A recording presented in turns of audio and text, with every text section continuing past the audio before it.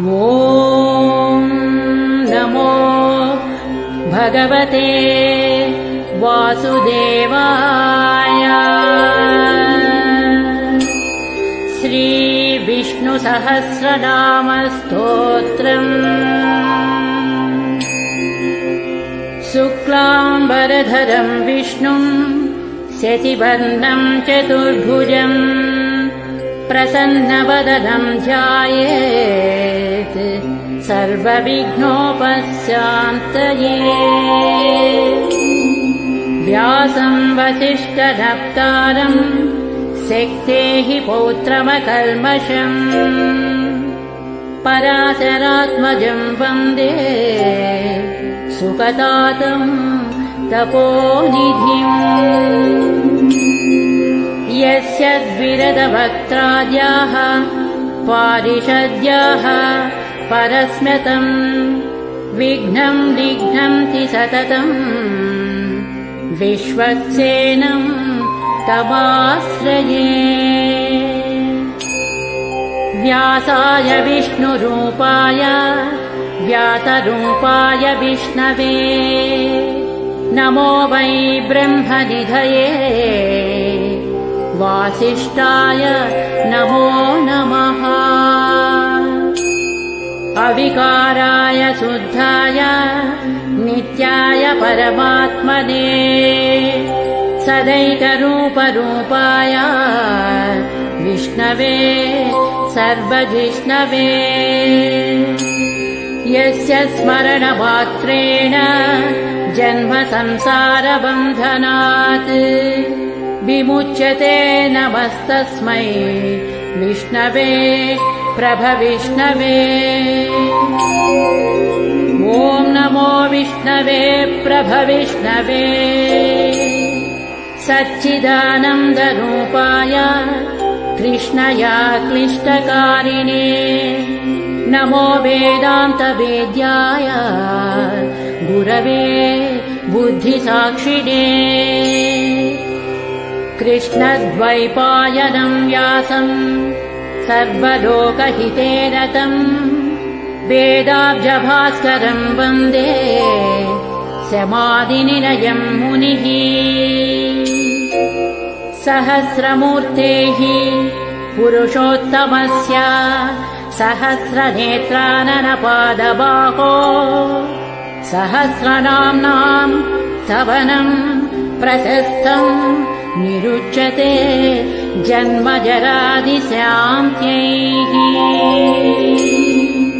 श्रीवैशम्पायन उवाच श्रुत्वा धर्मानशेषेण पावनानि च सर्वशः युधिष्ठिरस्यान्तनवं पुनरेवाभ्यभाषत। युधिष्ठिर उवाच किमेकं दैवतं लोके किं वाप्येकं परायणं स्तुवन्तः कं कमर्चन्तः प्राप्नुयुर्मानवाः शुभम्। को धर्मः सर्वधर्माणां भवतः परमो मतः किं जपन् मुच्यते जन्तुर्जन्म संसार बन्धनात्। श्रीभीष्म उवाच जगत्प्रभुं देवदेवम् अनन्तं पुरुषोत्तमम् स्तुवन्नाम सहस्रेण पुरुषः शततोऽधिकः। तमेव चार्चयन् नित्यं भक्त्या पुरुषमव्ययम् ध्यायन् स्तुवन् नमस्यंश्च यजमानस्तमेव च। अनादिनिधनं विष्णुं सर्वलोकमहेश्वरम् लोकाध्यक्षं स्तुवन् नित्यं सर्वदुःखादिगो भवेत्। ब्रह्मण्यं सर्वधर्मज्ञं लोकानां कीर्तिवर्धनं लोकनाथं महद्भूतं सर्वभूतभवोद्भवम्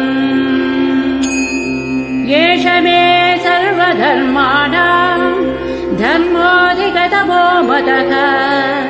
यद्भक्त्या पुण्डरीकाक्षम् स्तवैरर्चेन्नरः सदा परमं यो महत्तेजः परमं यो महत्तपः परमं यो महद्ब्रह्म परमं यः परायणम् पवित्राणां पवित्रं यो मङ्गलानां च मङ्गलम् दैवतं देवतानां च भूतानां यो व्ययः पिता यतः सर्वाणि भूतानि भवन्त्यादियुगागमे यस्मिंश्च प्रलयं यान्ति पुनरेव युगक्षये तस्य लोकप्रधानस्य जगन्नाथस्य भूपते विष्णोर्नाम सहस्रं मे शृणु पापभयापहम् यानि नामानि गौणानि विख्यातानि महात्मनः ऋषिभिः परिगीतानि तानि वक्ष्यामि भूतये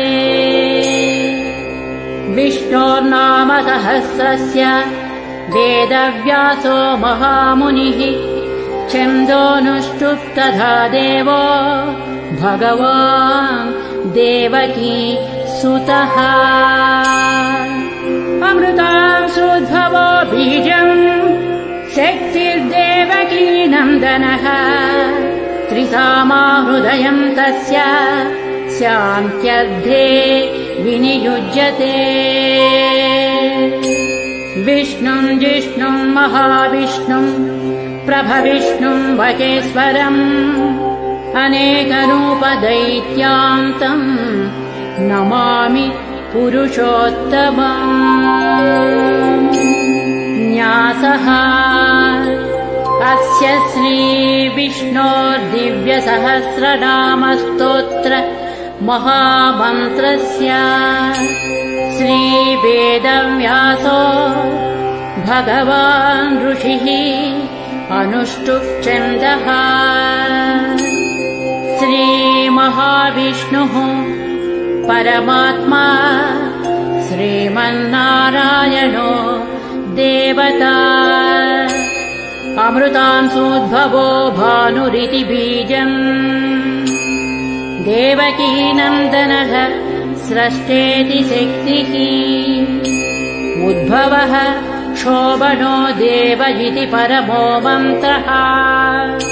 शङ्खभृन्नन्दकी चक्रीति कीलकम् शान्यधन्वागदाधर इत्यस्त्रम् रथाङ्गपाणिरक्षोभ्य इति नेत्रम् त्रिसामा सामगः सामेति कवचम् आनन्दम् परब्रह्मेति योनिः ऋतुः सुदर्शनः काल इति दिग्बन्धः श्रीविश्वरूप इति ध्यानम् श्रीमहाविष्णुः प्रीत्यर्थे श्रीसहस्रनाम जपे विनियोगः ध्यानम् क्षीरोधन्वत्प्रदेशे शुचिमणिविलसत्सैकते मौक्तिकानाम् मालाक्षुप्तासनस्थः स्फटिकमणिनिभैः मौक्तिकैर्मण्डिताङ्गः शुभ्रैरभ्रैरदभ्रैरुपरि विरचितैर्मुक्त पीयूषवर्षैः आनन्दीनः पुनीया दरिनलिनगदा शङ्खपाणिर्मुकुन्दः भूः पादौ यस्य नाभिर्वियदतुरनिलश्चन्द्रसूर्यौ च नेत्रे कर्णावासाः शिरोज्योर्मुखमपि दहनो यस्य वास्तेयमब्धिः अन्तःस्थं यस्य विश्वं सुरनरखगो भोगि गन्धर्वदैत्यैः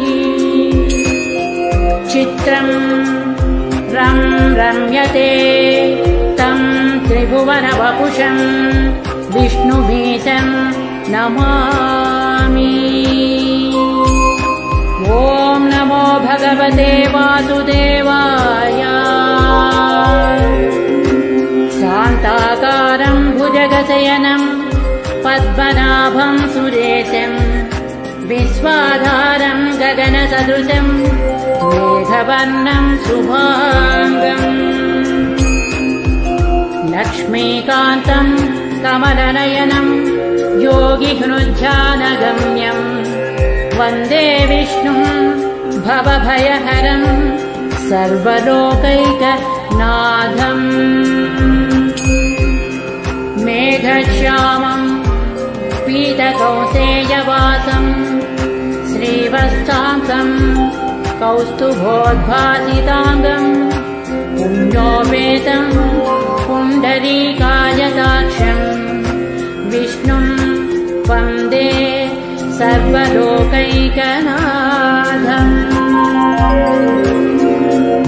नमः समस्तभूतानाम् आदिभूताय भूभृते अनेकरूपरूपाय विष्णवे प्रभविष्णवे सशङ्खचक्रं सकिरीटकुण्डलं सपीतवस्त्रं सरसीरुहेक्षणम् सहारवक्षस्थलशोभिकौस्तुभम् नमामि विष्णुं शिरसा चतुर्भुजम् छायायां पारिजातस्य हेमसिंहासनोपरि आसीनमम्बुधस्य ममायताक्षमलङ्कृतम् चन्द्राननं चतुर्बाहुं श्रीवत्साङ्कितवक्षसं रुक्मिणी सत्यभामाभ्यां सहितं कृष्णमाश्रये इति उत्तरपीठिका समाप्तः। स्तोत्रम् हरिः ओम्। विश्वं विष्णुर्वषट्कारो भूतभव्यभवत्प्रभुः भूतकृद्भूतभृद्भावो भूतात्मा भूतभावनः भूतात्मा परमात्मा च मुक्तानां परमागतिः अव्ययः पुरुषः साक्षी क्षेत्रज्ञोऽक्षर एव च योगो योगविदां नेता प्रधानपुरुषेश्वरः नारसिंहवपुः श्रीमान् केशवः पुरुषोत्तमः सर्वः शिवः स्थाणुर्भूतादिर्निधिरव्ययः सम्भवो भावनो भक्ता प्रभवः प्रभुरीश्वरः स्वयंभूः शम्भुरादित्यः पुष्कराक्षो महास्वनः अनादिनिधनो धाता विधाता धातुरुत्तमः अप्रमेयो ऋषिकेशः पद्मनाभो अमरप्रभुः विश्वकर्मा मनुः स्वस्था स्थविष्टः स्थविरो ध्रुवः अग्राह्य शाश्वतः कृष्णो लोहिताक्षः प्रतर्धनः प्रभूतस्त्रिककुर्धाम पवित्रम् मङ्गलम् परम् ईशानः प्राणदः प्राणो ज्येष्ठः श्रेष्ठः प्रजापतिः हिरण्यगर्भो भूगर्भो माधवो मधुसूदनः ईश्वरो विक्रमी धन्वी मेधावी विक्रमः क्रमः अनुत्तमो दुरादर्शः कृतज्ञः कृतिरात्मवान् सुरेशः शरणं शर्म विश्वरेताः प्रजाभवः अहः संवत्सरो व्याळः प्रत्ययः सर्वदर्शनः अजः सर्वेश्वरः सिद्धः सिद्धिः सर्वादिरच्युतः वृषा कपिरमेयात्मा सर्वयोगविनिस्मृतः वसुर्वसुमनः सत्यः समात्मा संमितः समः अमोघः पुण्डरीकाक्षो वृषकर्मा वृषाकृतिः रुद्रो बहुशिरा बभ्रुर्विश्वयोनिः शुचिस्रवाः अमृतः शाश्वतः स्थाणुः वरारोः महातपाः सर्वगः सर्वविद्वानुर्विश्वक्सेनो जनार्दनः वेदो वेदविदव्यङ्गो वेदाङ्गो वेदवित्कविः लोकाध्यक्षः सुराध्यक्षो धर्माध्यक्षः कृताकृतः चतुरात्मा चतुर्व्यूहः चतुर्दंष्ट्रः चतुर्भुजः भ्राजिष्णुर्भोजनं भोक्ता सहिष्णुः जगदादिजः अनघो विजयो जेता विस्मयोनिः पुनर्वसुः भूपेन्द्रो वामरः प्रांशु अमोघः शुचिरोज्जितः अतीन्द्रः संग्रहः सर्गो धृतात्मा नियमो यमः वेद्यो वैद्यः सदा योगी वीरः माधवो मधुः अतीन्द्रियो महामायो महोत्साहो महाबलः महाबुद्धिर्महावीर्यो महाशक्तिर्महाद्युतिः अनिर्देश्य वपुः श्रीमान् अमेयात्मा महादिदृत् महेश्वानो महीभक्त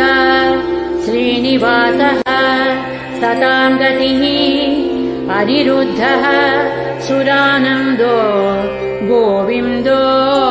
गोविदाम्पतिः मरीचिर्दमनो हंसः सुपर्णो भुजगोत्तमः हिरण्यनाभः सुतपाः पद्मनाभः प्रजापतिः अमृत्युः सर्वदृक्सिंहः संधाता सन्धिमास्तिरः अजो दुर्मर्शनः शास्ता विश्रुतात्मा सुरारिः गुरुर्गुरुतमो धामः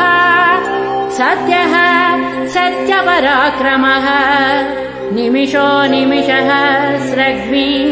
वाचस्पति रुदारधी अग्रणीः ग्रामणीः श्रीमान् न्यायो नेता समीरणः सहस्रमूर्धा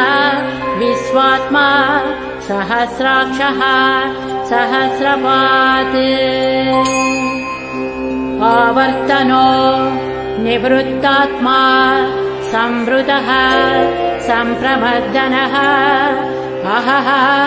सम्पत्तको वह्निः अनिलो धरणीधरः सुप्रसादः प्रसन्नात्मा विश्वदृग्विश्वभुग्विभुः सत्कर्ता सत्कृतः साधुः जह्नुर्नारायणो नरः असंख्येयो प्रमेयात्मा विशिष्टः शिष्टकृच्छुचिः सिद्धार्थः सिद्धसङ्कल्पः सिद्धिदः सिद्धिसाधनः वृषाही वृषभो विष्णुर्वृषपर्वा वृषोधरः वर्धनो वर्धमानश्च विविक्तः श्रुतिसागरः सुभुजो दुर्धरो वाङ्मी महेन्द्रो वसुधो वसुः नैकरूपो बृहद्रूपः श्रीविष्टः प्रकाशनः ओजस्तेजो द्युतिधरः प्रकाशात्मा प्रतापनः बुद्धः स्पष्टाक्षरो मन्त्रः चन्द्रांशुर्भास्करद्युतिः अमृतान्तुद्भवो भानुः शतिबिन्दुः सुरेश्वरः औषधम् जगतः सेतुः सत्यधर्म पराक्रमः भूतभव्यभवन्नाथः पवनः पावनो नलः कामः कामकृत्कान्तः कामः कामप्रदः प्रभुः युगाधिकृद्युगावन्तो नैकमायो महातनः अदृश्यो व्यक्तरूपश्च सहस्रजित् अनन्तजित् शिष्टो विशिष्टः शिष्टेष्टः शिखण्डी नहुषो वृषः क्रोधः क्रोधकृत्कर्ता विश्वबाहुः महीधरः अच्युतः प्रथितः प्राणः प्राणदो वासवानुजः अपांनिधिरधिष्ठानम् अप्रमत्तः प्रतिष्ठितः स्कन्दः स्कन्दधरो दुर्यो वरदो वायुवाहनः वासुदेवो बृहद्भानुः आदिदेवः पुरन्दरः अशोकस्तारणस्तारः शूरः सौरिजनेश्वरः अनुकूलः शतावर्तः पद्मी पद्मनिवेक्षणः पद्मनाभो अरविन्दाक्षः पद्मगर्भः शरीरभृत् महर्धिः रुद्धो वृद्धात्मा महाक्षो गरुडध्वजः अतुलः शरभो भीमः समयज्ञो हविर्हरिः सर्वलक्षणलक्षण्यो लक्ष्मीवान् समतिञ्जियः अक्षरो रोहितो मार्गो हेतुर्दामोदरः सः महीधरो महाभागो वेगवान् अमिताशनः उद्भवः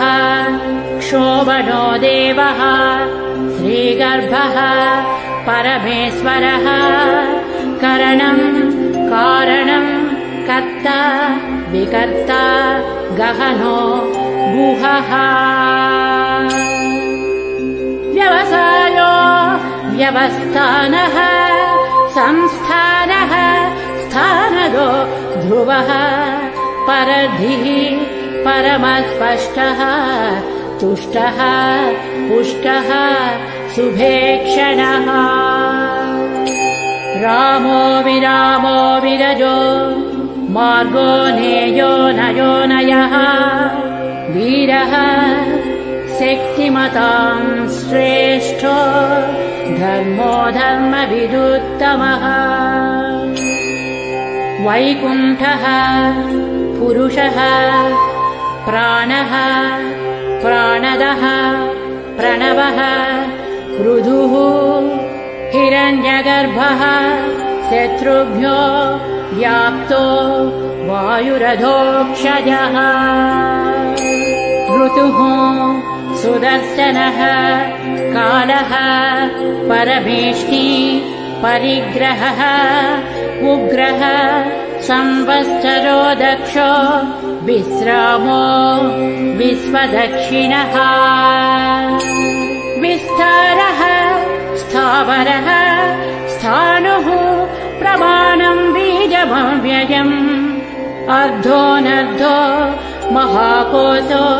महाभोगो महाधनः अनिर्विण्णः स्थविष्ठो भूः धर्मयूपो महामकः नक्षत्रनेमी नक्षत्री क्षमः क्षामः समीहनः यज्ञयुज्यो महेज्यस्य क्रतुः सत्रम् सतां गतिः सर्वदर्शी विमुक्तात्मा सर्वज्ञो ज्ञानमुत्तमम् सुव्रतः सुमुखः सूक्ष्मः सुभाषः सुखदः सुहृत् मनोहरो जितक्रोधो वीरबाहुर्विदारणः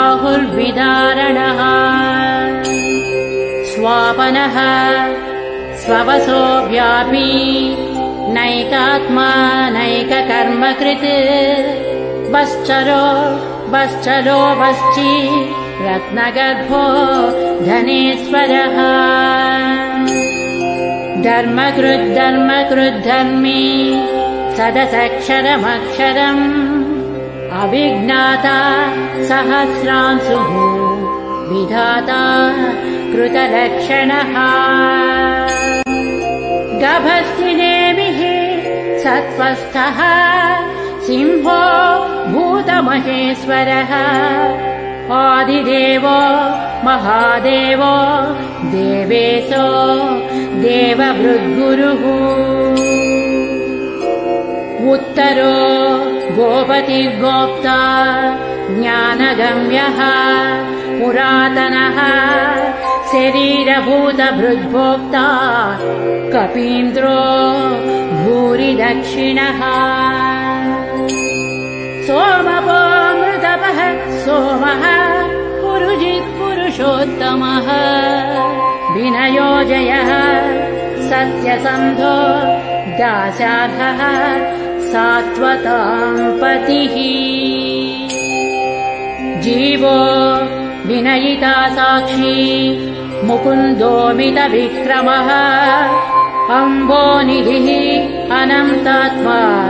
महोदधिशयोऽन्तकः अजो महार्हः स्वाभाव्यो जितामित्रः प्रमोदनः आनन्दो नन्दनो नन्दः सत्यधर्म त्रिविक्रमः महर्षिः कपिलाचार्यः कृतज्ञो मेदिनीपतिः त्रिपदस्त्रिदशाध्यक्षो महाशृङ्गः कृतान्तकृत् महावराहो गोविन्दः सुषेणः कनकाङ्गदी गुह्यो गभीरो गहनो गुप्तश्चक्रगदाधरः वेदाः स्वाङ्गोदितः कृष्णो दृढः सङ्कर्षणोच्युतः वरुणो वारुणो वृक्षः पुष्कराक्षो महामनाः भगवान् भगहानन्दी वनमाली हरायुधः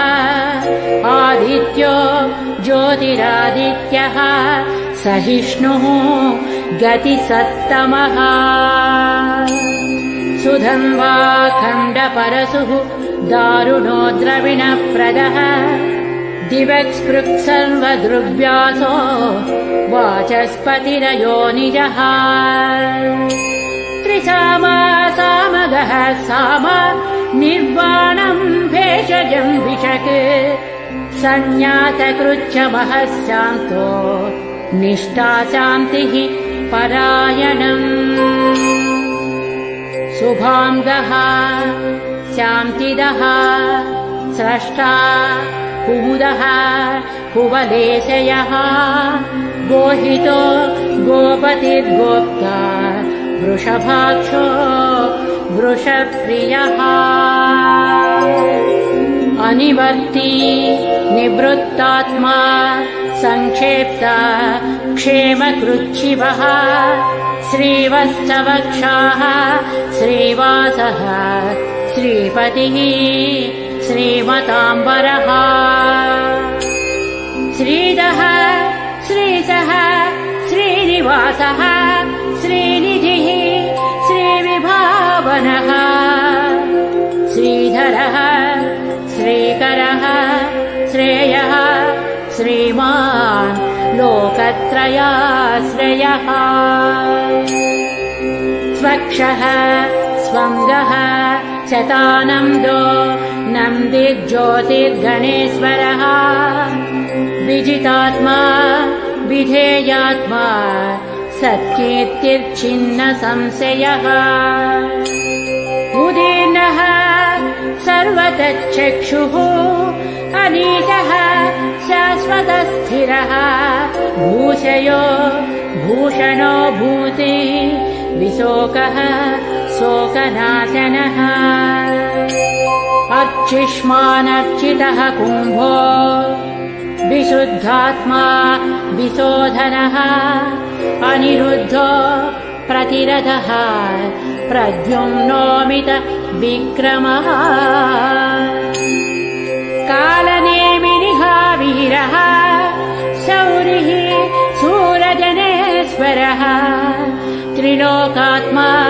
त्रिलोकेशः केशवः केशिः हरिः कामदेवः कामपालः कामी कान्तः कृतागमः अनिर्देश्य वपुः विष्णुः वीरोऽनन्तो धनञ्जयः ब्रह्मण्यो ब्रह्मकृद्ब्रह्मा ब्रह्म ब्रह्म विवर्धनः ब्रह्मवित् ब्राह्मणो ब्रह्मी ब्रह्मज्ञो ब्राह्मणप्रियः महाक्रमो महाकर्मा महातेजा महोरगः महाक्रतुः महायज्वा महायज्ञो महाहविः स्तव्यः स्तवप्रियः स्तोत्रम् स्तुतिः स्तोतारणप्रियः पूर्णः पूरयिता पुण्यः पुण्यकीर्तिरनामयः मनोजवस्थितकरो वसुरेता वसुप्रदः वसुप्रदो वासुदेवो वसुर्वसुमना हविः सद्गतिः सत्कृतिः सत्ता सद्भूतिः सत्परायणः शूरसेनो यदुश्रेष्ठः सन्निवासः सुयामुनः भूतावासो वासुदेवः सर्वासु निरयो नरः दर्पः दर्पदो दृप्तो दुर्धरोधा पराजितः विश्वमूर्तिः महामूर्तिः दीप्तमूर्तिरमूर्तिमान् अनेकमूर्तिरव्यक्तः शतमूर्तिः शताननः एकोनैकः स्तवः कः किम् यत्तत्पदमनुत्तमम् लोकबन्धुर्लोकनाथो माधवो भक्तवत्सलः सुवर्णवर्णो हेमाम्बो वराङ्गश्चन्दनाङ्गदी वीरः विषयः शून्यो घृतासीरचलश्चलः अमानीमानदो मान्यो लोकस्वामी त्रिलोकधृक् सुमेधा मेधजो धन्यः सत्यमेधा धराधरः तेजो वृषो द्युतिधरः सर्वशस्त्रभृताम्बरः प्रग्रहो निग्रहो व्यग्रो नैकशृङ्गो गदाग्रजः चतुर्मूर्तिः चतुर्बाहुः चतुर्व्यूहश्चतुर्गतिः चतुरात्मा चतुर्भावः चतुर्वेदविदेकपात् समावर्तो निवृत्तात्मा दुर्जयो दुरतिक्रमः दुर्लभो दुर्गमो दुर्गो दुरावासो दुरारिः शुभाङ्गो लोकसारङ्गः स्तुतन्तुस्तन्तुवर्धनः इन्द्रकर्मा महाकर्मा कृतकर्मा कृतागमः उद्भवः सुन्दरः सुन्दो रत्ननाभः सुलोचनः अर्को वाजसनः शृङ्गी जयन्तः सर्वविजयी सुवर्णबिन्दुरक्षोभ्यः सर्ववागीश्वरेश्वरः महाह्रदो महाकर्तो महाभूतो महानिधिः कुमुदः कुन्दरः कुन्दः पर्जन्यः पावनोऽनिलः अमृतांसोऽमृतवपुः सर्वज्ञः सर्वतो मुखः सुलभः सुव्रतः सिद्धः शत्रुजित्शत्रुतापनः न्यग्रोधोदुम्बरो अश्वत्थः चाणूरान्द्र निषूदनः सहस्रार्चिः सप्तजिह्वाः सप्तैधाः सप्तवाहनः अमूर्तिरनघोचिन्त्यो भयकृद्भयनाशनः अणुर्बृहत्तृषः स्थूलो गुणभृन्निर्गुणो महान् अधृतः स्वधृतः स्वास्यः प्राग्वंशो वंशवर्धनः भारभृत्कथितो योगी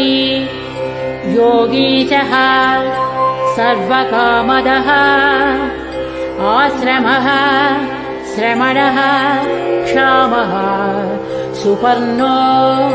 वायुवाहनः धनुर्धरो धनुर्वेदो दण्डो दमयिता दमः अपराजितः सर्वसहो नियन्ता नियमो संयमः सत्यवान् सात्विकः सत्यः सत्यधर्मपरायणः अभिप्रायः प्रियालोढः प्रियकृत् प्रीतिवर्धनः विहाय च गतिर्ज्योतिः सुरुचिर्हुतभुग्विभुः रविर्विलोचनः सूर्यः सविता रविलोचनः अनन्तो हुतभुग्भोक्ता सुखदो नैकदोऽग्रजः अनिर्भिन्नः सदावर्षी लोकाधिष्ठानमद्भुतः सनः सनातनतमः कपिलः कपिलव्ययः स्वस्थितः स्वस्तिकृत् स्वस्ति स्वस्तिभुक् स्वस्ति दक्षिणः अरौद्रः कुण्डलीचक्रे विक्रमोज्जितशासनः शब्दादिगः शब्दसः शिशिरः शर्वरीकरः अक्रूरः पेशलो दक्षो दक्षिणः क्षमिणाम्बरः विद्वत्तमो बीतभयः पुण्यश्रवणकीर्तना उत्तारणो दुष्कृतिः पुण्यो दुःस्वप्ननाशनः वीरः रक्षणः सन्तो जीवनः पर्यवस्थितः अनन्तरूपोऽनन्तश्रीजितमन्युर्भयापहः चतुरस्रो गभीरात्मा विदिशो व्याधिसो दिशः अनादिर्भूर्भुवो लक्ष्मीः सुवीरो रुचिराङ्गदः जननो जनजन्मादिर् भीमो भीमपराक्रमः आधारनिलयो धाता पुष्पहासः प्रजागरः ऊर्ध्वगः सत्पथाचारः प्राणदः प्रणवः फणः